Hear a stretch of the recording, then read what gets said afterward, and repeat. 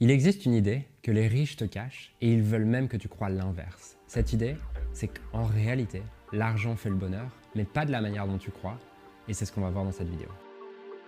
Aujourd'hui, ce qui va m'apporter le plus d'épanouissement, de bonheur, de sentiment vraiment de me sentir accompli, de me sentir rempli, c'est le fait d'être connecté à moi-même, d'être connecté aux énergies auxquelles j'ai envie d'être connecté.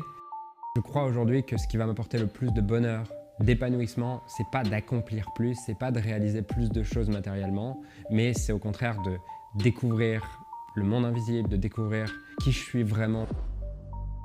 J'ai entendu cette citation ce matin de Tony Robbins. Si tu crois que l'argent n'achète pas le bonheur ou ne résout pas de problème, c'est que tu n'en as pas encore assez donné.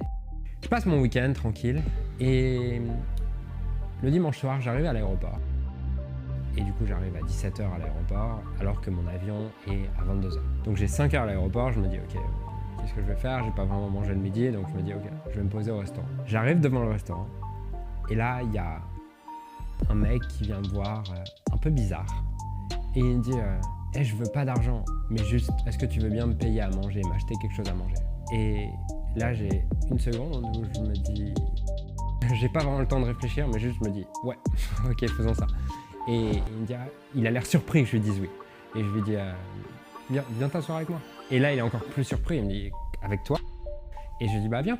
Et puis on rentre dans le restaurant, on va se poser à une table à deux. C'est un SDF et il est face à moi, il se sent un peu mal à l'aise, je crois. Il se dit, qu'est-ce qu'il me veut? Il prend la carte, il regarde la carte et il me dit, je peux prendre le double burger? Je dis, ouais, vas-y.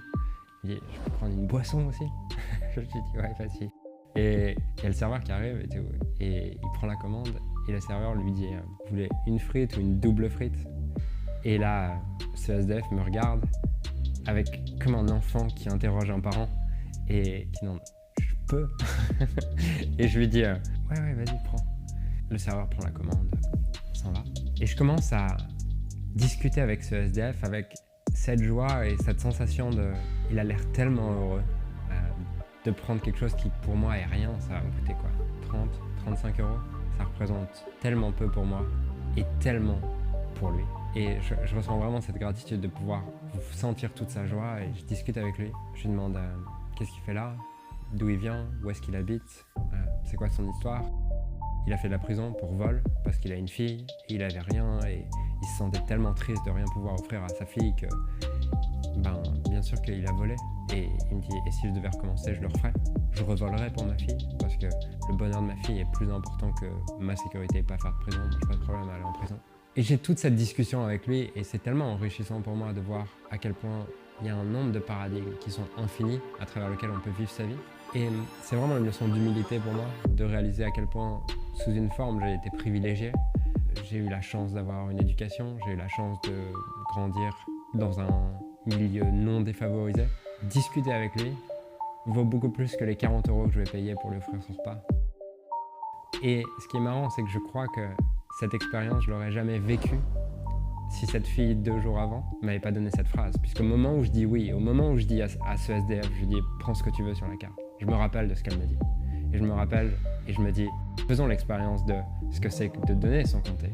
Et il finit par me dire mais c'est la vie et on se débrouille comme on peut. Et franchement, on rigole bien dans cette vie. Puis, au bout d'1h30 à discuter, on se quitte parce qu'il me dit là, il faut que je me repose, sinon je vais faire une crise d'épilepsie. Et donc, il va se mettre quelque part dans son endroit, dans l'aéroport. Et en repartant, il me remercie et il me dit franchement merci. C'est le meilleur repas de mon année.